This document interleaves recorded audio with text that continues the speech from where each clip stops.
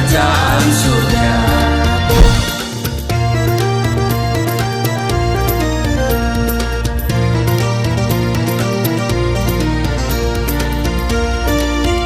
Shalom Bapak Ibu, sahabat Galilea dan seluruh subscriber Galilea Network yang diberkati oleh Tuhan Yesus. Selamat pagi, apa kabar hari ini?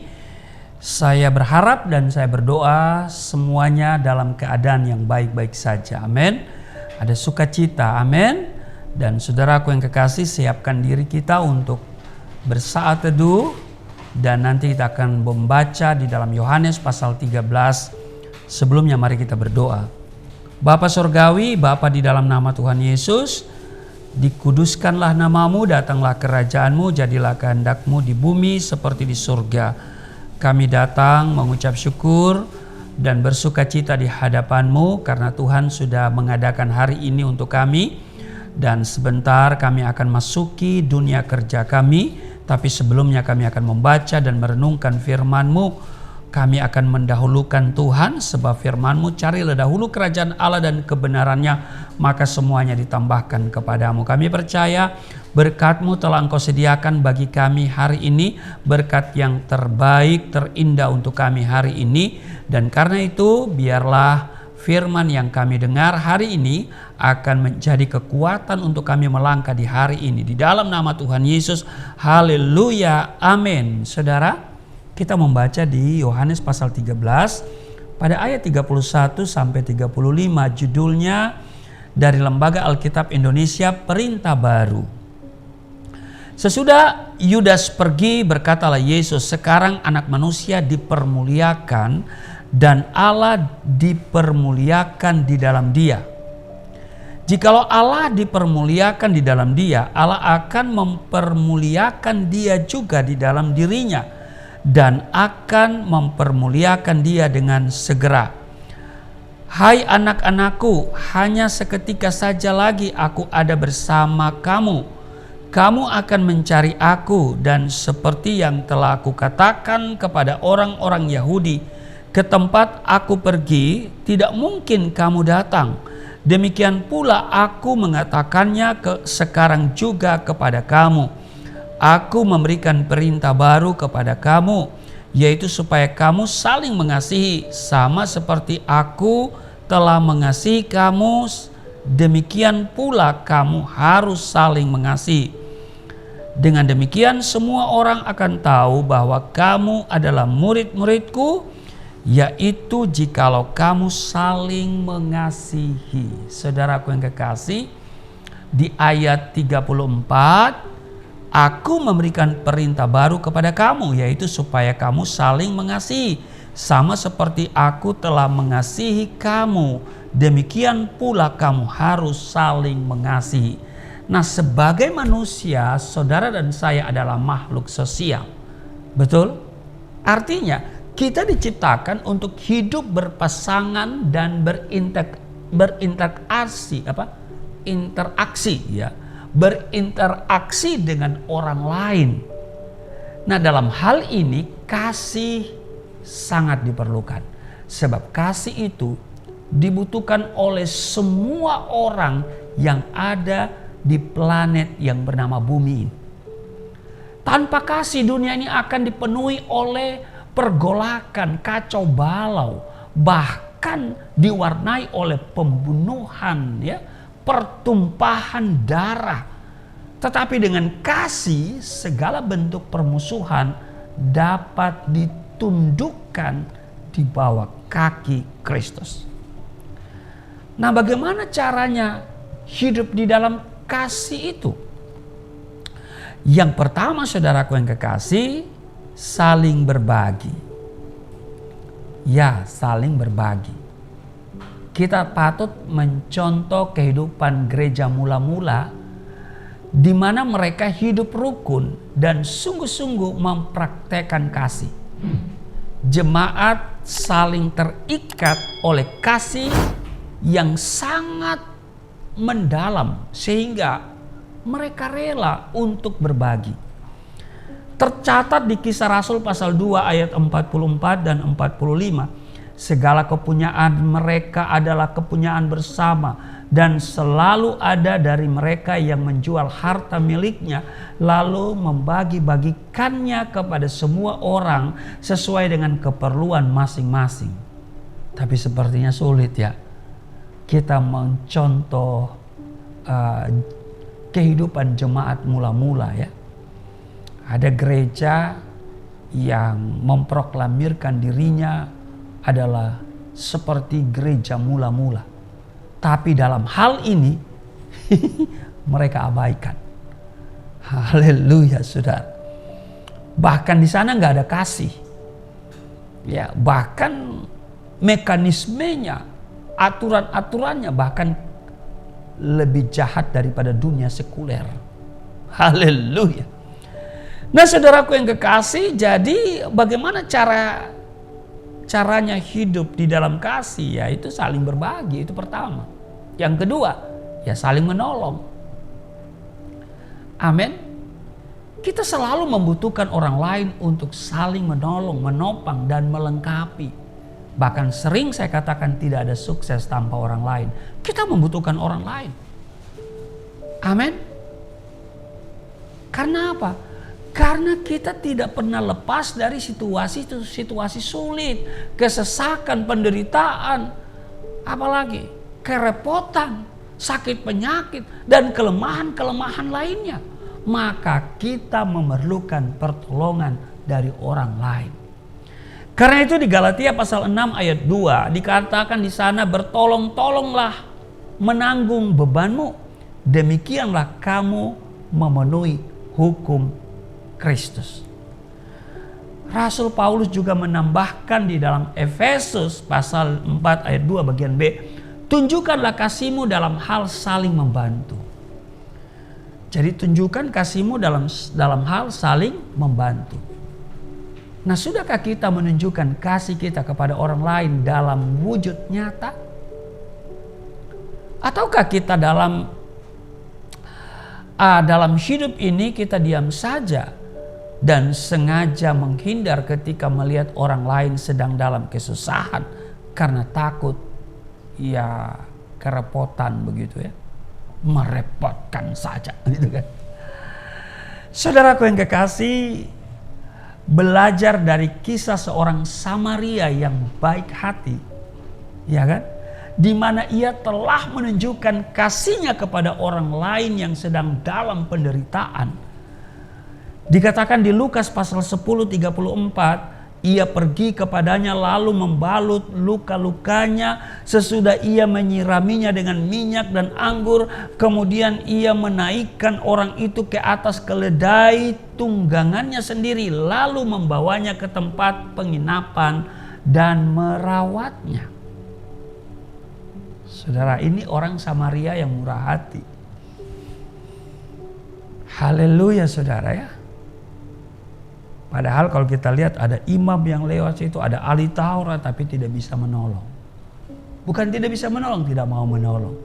Dianggap ada merepotkan, mengganggu saja. Nah saudaraku yang kekasih, jadi bagaimana caranya hidup dalam kasih? Yang pertama, saling berbagi. Yang kedua, saling menolong. Yang ketiga, jadi yang kedua itu saling menolong ya. Saling menolong ya juga sama yaitu saling membantu ya saudara ya. Yang ketiga, memiliki hati yang rela berkorban.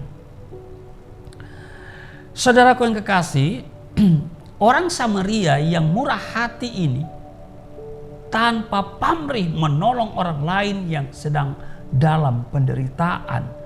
Meski orang yang ditolongnya itu adalah orang Israel yang adalah seteru bangsanya sendiri. Iya kan? Bukan dengan perkataan saja, melainkan dengan perbuatan yang nyata. Ini menarik dan luar biasa saudara. Karena itu Rasul Yohanes di 1 Yohanes pasal 3 ayat 17 dan 18 dikatakan di sana, barang siapa mempunyai harta duniawi dan melihat saudaranya menderita kekurangan tetapi menutup pintu hatinya terhadap saudaranya itu, bagaimanakah kasih Allah dapat tetap di dalam dirinya? Anak-anakku, marilah kita mengasihi bukan dengan perkataan atau dengan lidah, tetapi dengan perbuatan dan dalam kebenaran. Tapi juga jangan sampai ada orang yang memanfaatkan ya kesempatan mengasihi ini. Ya, sebab memang sekarang ini sulit ya, kita mau lihat mana orang yang benar-benar susah atau hanya karena modus. Ya, tetapi tidak apalah kita sekali dua kali membantu. Selebihnya ya kita serahkan sama Tuhan, kita doa. Haleluya. Nah, saudaraku yang kekasih, pada saat orang lain tertimpa musibah, adakah hati kita tergerak memberikan pertolongan? Inilah yang disebut empati. Memiliki perasaan yang sama seperti perasaan orang yang sedang mengalami penderitaan dengan tidak mempersoalkan siapa dia, mengapa dan di mana dia, dari suku apa dia, ras mana, status sosialnya, agamanya. Saudara, mari kita menunjukkan kasih kita terhadap sesama, bukan dengan cara mengatakan hal-hal yang muluk-muluk atau janji-janji, tetapi harus dengan tindakan kasih yang nyata. Yang dimaksud dengan sesama manusia bukan hanya teman atau satu suku atau pendidikannya sama atau agamanya sama dan sebagainya, tetapi semua umat manusia yang adalah ciptaan Tuhan, yang sekaligus Tuhan izinkan untuk kita temui dan menjadi berkat bagi mereka, termasuk orang yang membenci kita. Amin. Saudara, bagi orang percaya, mengasihi bukanlah pilihan yang bisa ditawar, namun perbuatan yang wajib dilakukan dan harus menjadi gaya hidup kita. Acap kali kita mau mengasihi orang yang mengasihi terlebih dahulu, atau kita hanya mengasihi orang lain yang menguntungkan kita saja. Jika tidak, kasih kita pun berakhir. Lukas ya menulis di dalam Lukas pasal 6 ayat 32 dan 34, di sana dikatakan begini, dan jikalau kamu mengasihi orang yang mengasihi kamu, apakah jasamu? Karena orang-orang berdosa pun mengasihi juga orang-orang yang mengasihi mereka. Sebab jikalau kamu berbuat baik kepada orang yang berbuat baik kepada kamu, apakah jasamu? Ya kan? Orang-orang berdosa pun berbuat demikian. Karena itu saudaraku yang kekasih, barang siapa tidak mengasihi, Alkitab mencatat ia tidak mengenal Allah, sebab Allah adalah kasih. Tuhan Yesus memberkati. Mari kita berdoa. Kembali kami diajarkan untuk mengasihi semua manusia, tidak terkecuali. Karena kasih yang ditunjukkan kepada kami oleh Tuhan sendiri adalah kasih yang besar. Dan kami akan terus mengasihi siapapun. Sebab dikatakan barang siapa tidak mengasihi, ia tidak mengenal Allah. Sebab Allah adalah kasih. Terima kasih Tuhan, firman-Mu telah memperlengkapi kami, sehingga dalam tugas pekerjaan kami hari ini, kami berjumpa dengan orang-orang yang mungkin menyebalkan, yang mungkin sedang merancang yang jahat atas karir kami, yang membuat rancangan-rancangan untuk menjatuhkan kami tetap mengasihi.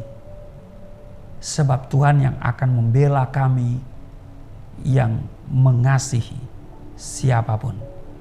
Biar Tuhan yang selalu mereka-reka yang baik bagi kami. Terima kasih Tuhan, kami mau belajar untuk mengasihi dengan sungguh-sungguh. Berkati seluruh subscriber Galilea Network, berkati sahabat Galilea, berkati kami semua. Di dalam nama Tuhan Yesus, hari ini kami akan melakukan tugas dan kerja kami. Pertolongan Tuhan dan penyertaan Tuhan sempurna atas kami, sehingga kami tidak celaka, tidak terpapar oleh penyakit apapun. Di dalam nama Tuhan Yesus, haleluya. Amin.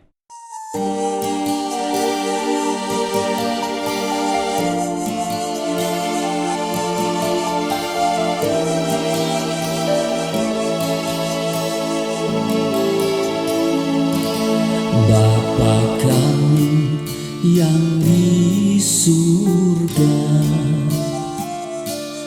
dimuliakanlah nama-Mu. Datanglah kerajaan, jadilah kehendak-Mu di bumi seperti di surga.